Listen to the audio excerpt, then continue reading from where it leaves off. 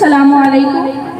अमल से जिंदगी बनती है, जन्नत भी जहन्नम भी, ये खाकी अपनी फितरत में न नूरी है न नारी है।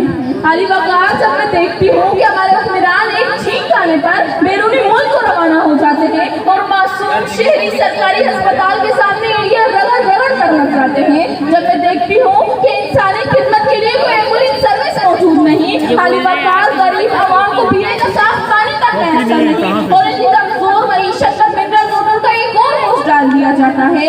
अली वक़ार हमारे हुक्मरान आने से पहले बड़े बड़े दावे करते हैं कि हम सब कुछ तब्दील कर देंगे, हम इनकलाब बर्पा कर देंगे, लेकिन जब वो आते हैं तो अमीर अमीर से अमीर कर और गरीब आगे कशी पर मजबूर हो जाता है। तो मैं मजबूर हो जाती हूँ, आगे हो क्या रहा है। अली वक़ार मैं तो कहती हूँ ये झूठे दावे बहस भरे थे, अगर इन पर अमल न किया जाए, इन दावों का कोई फायदा नहीं है अगर इन्हें रोए अमल न लाया जाए, क्योंकि अल्लामा इकबाल ने कहा था अमल से जिंदगी बनती है, जन्नत भी जहन्नम भी।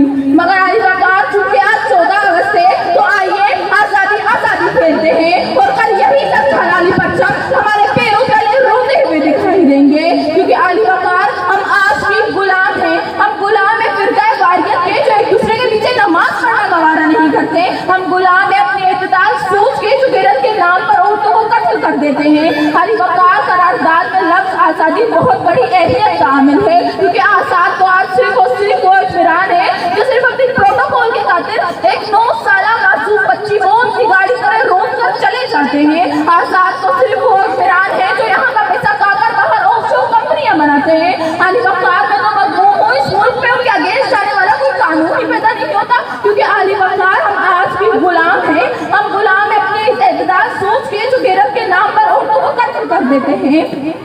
इज्जत नफ्स किसी शख्स की महफूज नहीं, इज्जत नफ्स किसी शख्स की महफूज नहीं, अब तो अपने ही निगहबानों से डर लगता है।